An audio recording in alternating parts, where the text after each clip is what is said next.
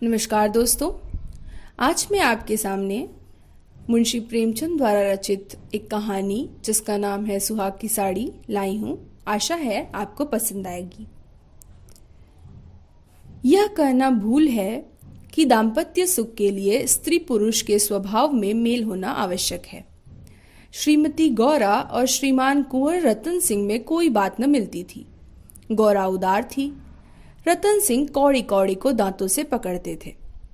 वह हंसमुख थी, रतन सिंह चिंताशील थे। वह कुल मर्यादा पर जान देती थी, रतन सिंह इसे आडंबर समझते थे। उनके सामाजिक व्यवहार और विचार में भी घोर अंतर था। यहाँ उदारता की बाजी रतन सिंह के हाथ थी।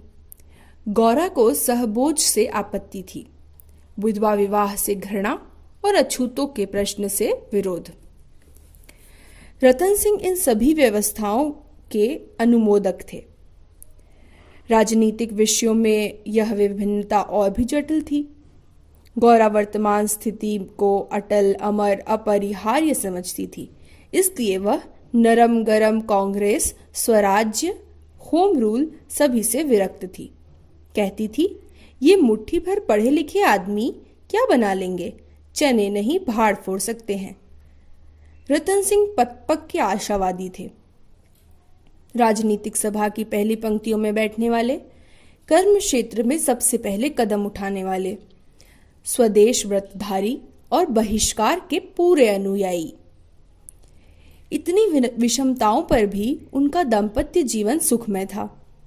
कभी कभी उनमें मतभेद अवश्य हो जाता था, पर वे समीर के वे झोंके थे जो स्थिर जल को हल्की हल्की लहरों से आभूषित कर देते हैं।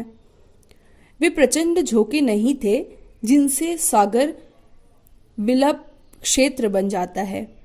थोड़ी सी सदिच्छा सारी विषमताओं और मतभेदों का प्रतिकार कर देती है। विदेशी कपड़ों की होलियां जलाई जा रही थी। स्वयं सेवकों के जत्थे भिखारियों की भांति द्वारों पर खड़े होकर विलायती कपड़ों की भिक्षा मांगते थे, और ऐसा कदाचित ही कोई द्वार था जहां उन्हें निराश होना पड़ता हो। खद्दर और गाढ़े के दिन फिर गए थे। नयन सुख नयन दुख, मलमल और तंजेब तनबेद हो गए थे। रतन सिंह ने आकर गौरा से कहा, लाओ अब सभी विदेशी कपड़े संदूक से निकाल दो, दे दूं। गौरा, अरे तो इसी घड़ी कोई साइत निकली जाती है, फिर कभी दे देना। रतन, वाह, लोग द्वार पर खड़े कोलाहल मचा रहे हैं और तुम कहती हो फिर कभी दे देना। गौरा, तो यह लो कुंजी, निकाल कर दे दो। मगर यह सब है लड़कों का खेल। घर फूकने से स्वराज्य न कभी मिला है और न मिलेगा। रतन, मैंने कल ही तो इस विषय पर तुमसे घंटों सिरपच्ची की थी और उस समय तो तुम मुझसे सहमत हो गई थी। आज तुम फिर वही शंकाएं करने लगी। गौरा, मैं तुम्हारे अप्रसन्न हो जाने के डर से चुप हो गई थी। रतन, अच्छा, शंकाएं फिर कर लेना, इस समय जो करना है वह करो। गौरा, लेकिन मेरे कपड़े तो न लोगे। रतन, सब देने पड़ेंगे। विलायत का एक सूत भी घर में रखना मेरे प्रण को भंग कर देगा। इतने में राम टहल साइस ने बाहर से पुकारा, सरकार, लोग जल्दी मचा रहे हैं। कहते हैं अभी कई मोहल्लों का चक्कर लगाना है। कोई गाढ़े का टुकड़ा हो तो मुझे भी मिल जाए। मैंने भी अपने कपड़े दे दिए। केसर महरी कपड़ों की एक गठरी लेकर बाहर जाती हुई दिखाई दी। रतन सिंह ने पूछा, क्या तुम भी अपने कपड़े देने जाती हो? केसर ने लजाते हुए कहा, हाँ सरकार, जब देश छोड़ रहा है तो मैं कैसे पहनूं? रतन सिंह ने गौरा की ओर आदेशपूर्ण नेत्रों से देखा। अब वह विलंब न कर सकी। लज्जा से सिर झुकाए संदूक खोलकर कपड़े निकालने लगी। एक संदूक खाली हो गया तो उसने दूसरा संदूक खोला। सबसे ऊपर एक सुंदर रेशमी सूट रखा हुआ था जो कुंवर साहब ने किसी अंग्रेजी कारखाने से सिलाया था। गौरा ने पूछा, क्या यह सूट भी निकाल दूं? रतन, हाँ हाँ, इसे किस दिन के लिए रखोगी? गौरा, यदि मैं जानती कि इतनी जल्दी हवा बदलेगी तो कभी यह सूट न बनवाने देती। सारे रुपए खून हो गए। रतन सिंह ने कुछ उत्तर न दिया। तब गौरा ने अपना संदूक खोला और जलन के मारे स्वदेशी विदेशी सभी कपड़े निकाल निकाल कर बाहर फेंकने लगी। वह आवेश प्रवाह में आ गई।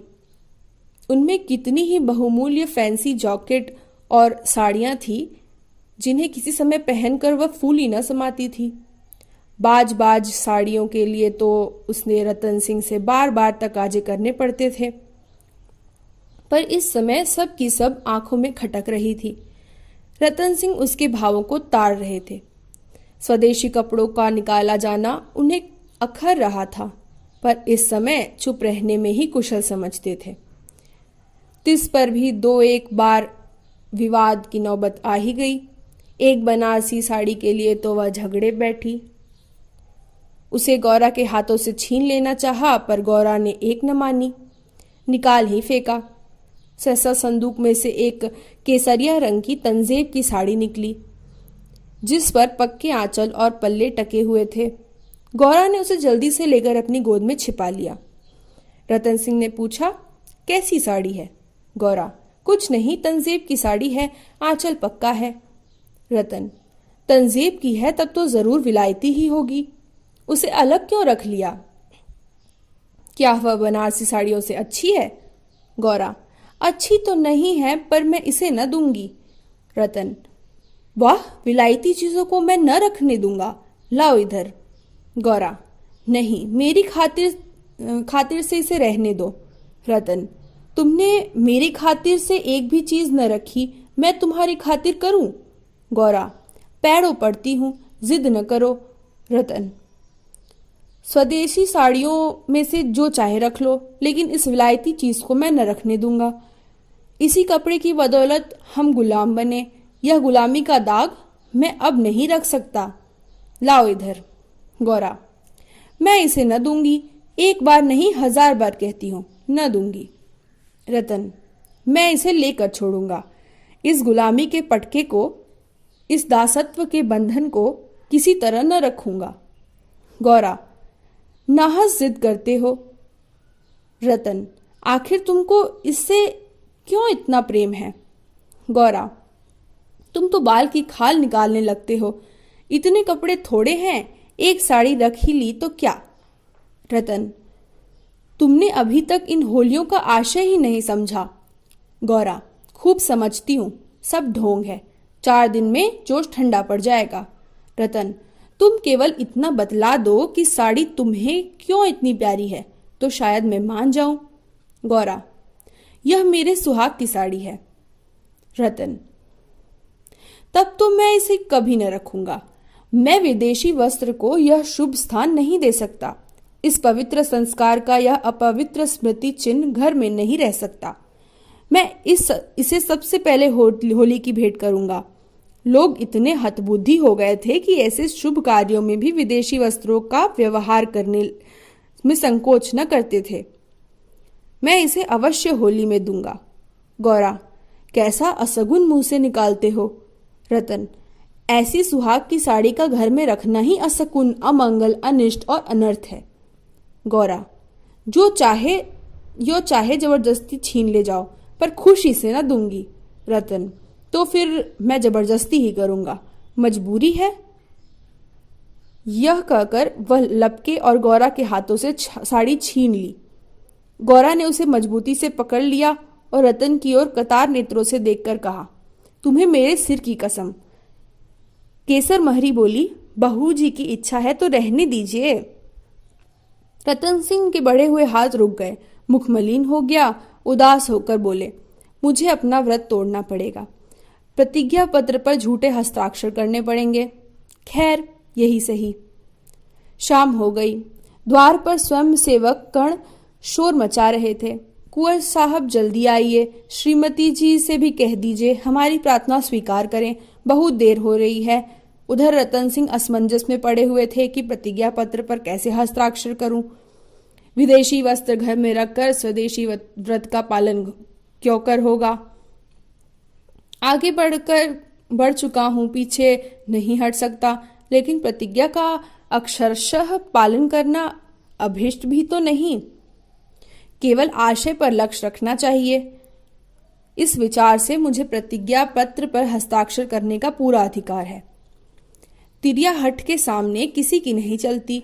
यो चाहूं तो एक ताने में काम निकल सकता है, पर उसे बहुत दुख होगा। बड़ी भावुक है, उसकी भावों का आदर करना मेरा कर्तव्य है। गौरा भी चिंता में डूबी हुई थी। सुहाग की साड़ी का चिन्ह है, उसे आग, कितने अशकुन की बात है। ये कभी कभी बालकों की भांति जिद करने लगते हैं, अपनी धुन में किसी की सुनते ही नहीं, बिगड़ते हैं तो मानो मुंह ही नहीं सीधा होता। लेकिन वे बेचारे भी तो अपने सिद्धांतों से मजबूर हैं, झूठ से उन्हें घृणा है। प्रतिज्ञा पत्र पर झूठी स्वीकृति लिखनी पड़ेगी, उनकी आत्मा को बड़ा दुख होगा, घोर धर्म संकट में पड़े होंगे। यह भी तो नहीं हो सकता कि सारे शहर में स्वदेशी अनुरागियों के सिरमौर बनकर उस प्रतिज्ञा पत्र पर हस्ताक्षर करने से आनाकानी करें। कहीं मुंह दिखाने की जगह न रहेगी, लोग समझेंगे बना हुआ है, पर शकुन की चीज कैसे दूं? इतने में उसने राम टहल साइस को सिर पर कपड़ों का गट्ठर लिए बाहर जाते देखा। केसर महरी भी एक गट्ठर सिर पर रखे थी। पीछे पीछे रतन सिंह हाथ में प्रतिज्ञा पत्र लिए जा रहे थे। उनके चेहरे पर ग्लानि की झलक थी, जैसे कोई सच्चा आदमी झूठी गवाही देने जा रहा हो। गौरा को देखकर उन्होंने आंखें फेर ली और चाहा कि उसकी निगाह बचाकर निकल जाऊं। गौरा को ऐसा जान पड़ा कि उनकी आंखें डबडबाई हुई है। वह राह रोककर बोली, जरा सुनते हो रतन, जाने दो, दिक न करो, लोग बाहर खड़े हैं। उन्होंने चाहा कि पत्र को छुपा लूं, पर गौरा ने उसे उनके हाथ से छीन लिया और गौर से पढ़ा और एक क्षण चिंता मग्न रहने के बाद बोली, वह साड़ी भी लेते जाओ। रतन, रहने दो, अब तो मैं झूठ लिख ही दिया है। गौरा, मैं क्या जानती थी कि तुम ऐसी कड़ी प्रतिज्ञा कर रहे हो। रतन, यह तो मैं तुमसे पहले ही कह चुका था। गौरा, मेरी भूल थी, क्षमा कर दो और इसे लेते जाओ। रतन, जब तुम इसे देना अशकुन समझती हो तो रहने दो, तुम्हारी खातिर थोड़ा सा झूठ बोलने में मुझे कोई आपत्ति नहीं है। गौरा, नहीं, लेते जाओ, अमंगल के भय से तुम्हारी आत्मा का हनन नहीं करना चाहती। यह कहकर उसने अपने सुहाग की साड़ी उतारकर पति के हाथों में रख दी। रतन ने देखा गौरा के चेहरे पर एक रंग आता है, एक रंग जाता है, जैसे कोई रोगी अंतरस्थ विषम वेदना को दबाने की चेष्टा कर रहा हो। उन्हें अपनी अहृदयता पर लज्जा आई। हाँ, केवल अपने सिद्धांत की रक्षा के लिए, अपनी आत्मा के सम्मान के लिए मैं इस देवी के भावों का वध कर रहा हूँ। यह अत्याचार है। साड़ी गौरा को देकर बोले, तुम इसे रख लो, मैं प्रतिज्ञा पत्र को फाड़ डालता हूँ। गौरा ने दृढ़ता से कहा, तुम न ले जाओगे तो मैं खुद ही जाकर दे आऊंगी। रतन सिंह विवश हो गए, साड़ी ली और बाहर चले आए। उसी दिन से गौरा के हृदय पर एक बोझ सा रहने लगा। वह बोली, वह दिल बहलाने के लिए नाना उपाय करती, जलसों में भाग लेती, सैर करने जाती, मनोरंजक पुस्तकें पढ़ती, यहाँ तक कि कई बार नियम के विरुद्ध थिएटरों में भी जाती। किसी प्रकार अमंगल कल्पना को शांत करना चाहती थी, पर यह आशंका एक मेघमंडल की भांति उसके हृदय पर छाई रहती थी। जब एक पूरा महीना गुजर गया और उसकी मानसिक वेदना दिनों दिन बढ़ती ही गई, तो कुंवर साहब ने उसे कुछ दिनों के लिए अपने इलाके पर जाने का निश्चय किया। उसका मन उन्हें उनके आदर्श प्रेम और नित्य तिरस्कार किया करता। वह अक्सर देहातों में प्रचार का काम करने जाया करते थे, पर अब अपने गांव से बाहर न जाते, या जाते तो संध्या तक जरूर लौट आते। उनकी एक दिन की देरी कुछ साधारण सिर दर्द और जुकाम उसे अव्यवस्थित कर देते थे। वह बहुधा बुरे स्वप्न देखा करती थी। किसी अनिष्ट की कल्पना, अस्तित्व की छाया उससे चारों ओर मंडराती हुई प्रतीत होती थी। वह तो देहात की पड़ी हुई आशंकाओं की कठपुतली बनी हुई थी। इधर उसकी सुहाग की साड़ी स्वदेश प्रेम की वेदी पर भस्म होकर रिद्धि प्रदायिनी भभूति बनी हुई थी। दूसरे महीने के अंत में रतन सिंह उसे लेकर लौट आए। गौरा को वापस आए 3-4 दिन हो चुके थे, पर असबाब के संभलने और नियत स्थान पर रखने में वह इतनी व्यस्त रही कि घर के बाहर न निकल सकी। कारण यह था कि केसर महरी के जाने के दूसरे ही दिन छोड़कर चली गई थी और अभी चतुर दूसरी महरी मिली भी नहीं थी। कुंवर साहब का साइस राम टहल भी छोड़ गया था। बेचारे कोचवान को साइस का भी काम करना पड़ता था। संध्या का समय था। गौरा बरामदे में बैठी आकाश की ओर एकटक होकर ताक रही थी। चिंताग्रस्त प्राणियों का एकमात्र यही अवलंब है। सहसा रतन सिंह ने आकर बोला, चलो आज तुम्हें स्वदेशी बाजार की सैर करा लावें। यह मेरा ही प्रस्ताव था, पर 4 दिन यहाँ आए हो गए, उधर जाने का अवकाश ही न मिला। गौरा, मेरा तो जाने का जी ही नहीं चाहता, यहीं बैठकर कुछ बातें करो। रतन, नहीं, चलो देख आवें, 1 घंटे में लौट आवेंगे। अंत में गौरा राजी हो गई। इधर महीनों से बाहर न निकली थी। आज उसे चारों तरफ एक विचित्र शोभा दिखाई दी। बाजार कभी इतनी रौनक पर न था। वह स्वदेशी बाजार में पहुंची और जुलाहों और कोरियों को अपनी अपनी दुकानें सजाए बैठे देखा। सहसा एक वृद्ध कोरी ने आकर रतन सिंह को सलाम किया। रतन सिंह चौंक कर बोले, राम टहल, तुम अब कहाँ हो? राम टहल का चेहरा श्री संपन्न था। उसके अंग अंग से आत्मसम्मान की आभा झलक रही थी। आंखों में गौरव ज्योति थी। रतन सिंह को अभी अनुमान न हुआ कि अस्तबल साफ करने वाला बुढ़ा राम टहल इतना सौम्य, इतना भद्र पुरुष है। वह बोला, सरकार, अब तो अपना कारोबार करता हूं। जब से आपकी गुलामी छोड़ी है, तब से अपने काम में लग गया। आप लोगों की निगाहें हम गरीबों पर हो गई, हमारा भी गुजारा हो रहा है। आप तो नहीं जानते कि किस हालत में पड़ा हुआ था। जात का कोरी हूं, पर पापी पेट के लिए चमार बन गया था। रतन, तो भाई अब मुंह मीठा कराओ। यह बाजार लगाने की मेरी ही सलाह थी, बिक्री तो अच्छी होती है। राम टहल, हाँ सरकार, आजकल खूब बिक्री हो रही है। माल हाथों हाथ उड़ जाता है। यहाँ बैठते हुए 1 महीना हो गया, पर आपकी कृपा से लोगों के 4 पैसे थे वो भी बेबाक हो गए।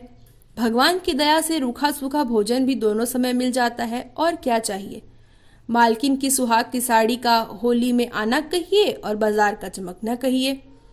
लोगों ने कहा, जब इतने बड़े आदमी होकर ऐसे शकुन की चीज की परवाह नहीं करते, तो फिर हम विदेशी कपड़े क्यों रखें।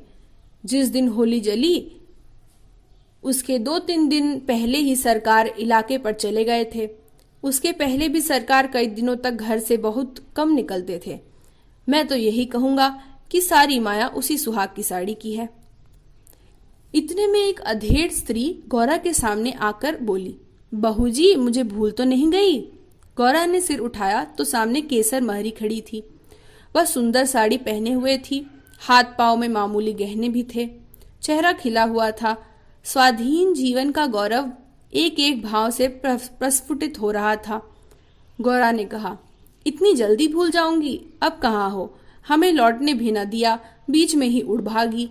केसर, क्या करूं सरकार, अपना काम चलते देखकर सब्र न हो सका। जब तक रोजगार न चलता था, तब तक लाचारी थी।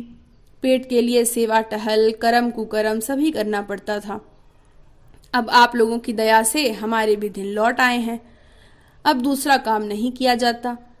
अगर बाजार का यही रंग रहा तो अपनी कमाई खाए न चुकेगी। यह सब आपकी साड़ी की महिमा है। इसकी बदौलत हम गरीबों के कितने ही घर बस गए।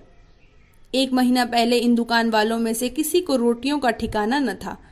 कोई साइसी करता था, कोई तासे बजाता था, यहाँ तक कि कई आदमी मेहतर का काम करते थे। कितने ही भीख मांगते थे। अब सब अपने धंधे पर लग गए हैं। सच पूछो तो तुम्हारी सुहाग की साड़ी ने हमें सुहागन बना दिया, नहीं तो हम सुहागन होते हुए भी विधवाएं थी। सच सच कहती हूँ, सैकड़ों जबानों की नित्य यही दुआ निकलती है, आपका सुहाग अमर रहे, जिसने हमारी राड़ जात को सुहाग दान दिया। रतन सिंह एक दुकान पर बैठकर कुछ कपड़े देखने लगे। गौरा का भावुक हृदय आनंद से पुलकित हो रहा था। उसकी सारी अमंगल कल्पनाएं स्वप्रसन्न विच्छिन्न होती जा रही थी। आंखें सजल हो गई थी और सुहाग की देवी अश्रु संचित नेत्रों से सामने खड़ी आंचल फैलाकर उसे आशीर्वाद दे रही थी। उसने रतन सिंह से भक्तिपूर्ण आंखों से देखा और कहा, मेरे लिए भी एक साड़ी ले लो। जब गौरा यहां से चली तो सड़क पर बिजलियां जल चुकी थी। सड़कों पर खूब प्रकाश था। उसका हृदय भी आनंद से के प्रकाश से जगमगा रहा था। रतन सिंह ने पूछा, सीधे घर चलूं? गौरा, नहीं, छावनी की तरफ होते चलो। रतन, बाजार खूब सजा हुआ है। गौरा, यहां जमीन लेकर एक स्थायी बाजार बनवा दो। स्वदेशी कपड़ों की दुकानें हो तो किसी से किराया न लिया जाए। रतन, बहुत खर्च पड़ेगा। गौरा, मकान बेच दो, रुपए ही रुपए हो जाएंगे। रतन, और रहें पेड़ तले? गौरा, नहीं, गांव वाले मकान में। रतन, सोचूंगा। गौरा, इलाके भर में खूब कपास की खेती कराओ। जो कपास बोए उसकी बेगार माफ कर दो। रतन, हाँ, तदबीर अच्छी है, दूनी उपज हो जाएगी। गौरा, लकड़ी बिना दाम दो तो कैसा हो? जो चाहे चरखे बनवाने के लिए काट ले जाए। रतन, लूट मच जाएगी। गौरा, ऐसी बेईमानी कोई न करेगा। जब उसने गाड़ी से उतरकर घर में कदम रखा तो चित्त शुभ कल्पनाओं से प्रफुल्लित हो रहा था, मानो कोई बछड़ा खूंटे से छूटकर किलकोले कर रहा हो। धन्यवाद।